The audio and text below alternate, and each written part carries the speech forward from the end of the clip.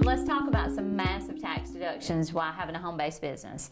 So the IRS says if you're attempting to earn an income, then you are entitled to business expenses for having a home-based business. So one of the biggest expenses that people overlook all the time is business use of your home. So let's say you have a 100 square foot home office in your house and you have a 1,000 square foot house. That would be 10%. So 100 divided by 1,000 is 10%.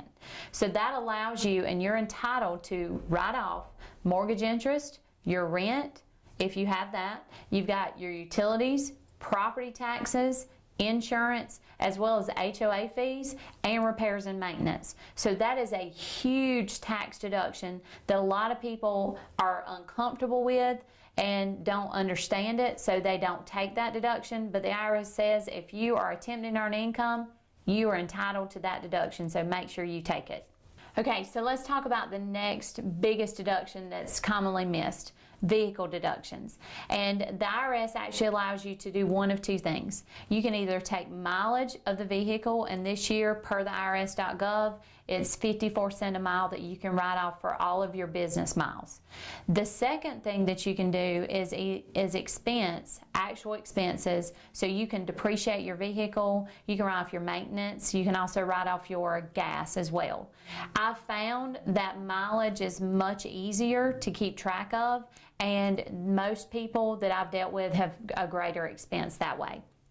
So what that means to you, a traditional brick and mortar business, if you were to get in your car and drive to your office, you would not be able to write that off.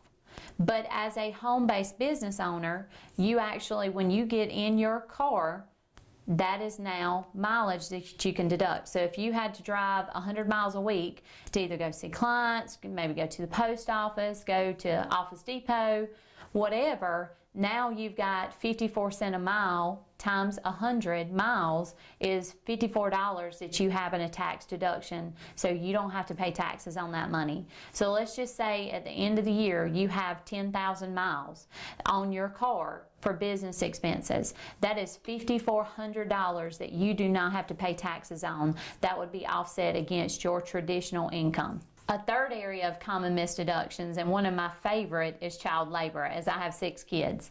So just to kind of give you an example, my kids help me out in my business on a day-to-day basis. It may be that they help clean up the house, so when clients come in to see us, it may be that they're helping me file paperwork. So instead of giving them an allowance every week, I actually pay them as a business expense. So they're actually getting a paycheck. They're allowed to earn up to $6,300 a year and not have to pay taxes or file a tax return on that.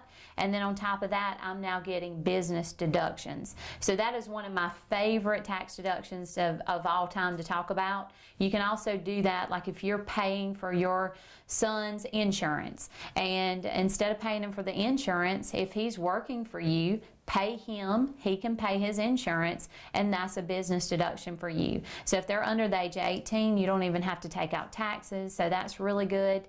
And a couple other deductions that are really big are cell phone, your meals. You can write off 50% of your meals if you're sitting down with a client, or if you're attempting to earn an income, that is a tax deduction. You also have things like travel. Depending on what type of industry that you're in, you have product sales as well that you could write off. So if you buy product for your business and you sell that, that would naturally be an expense that you could write off.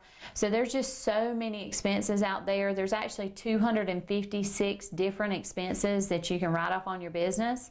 And so here attached, you'll see some of the common deductions that you can write off for your home-based business.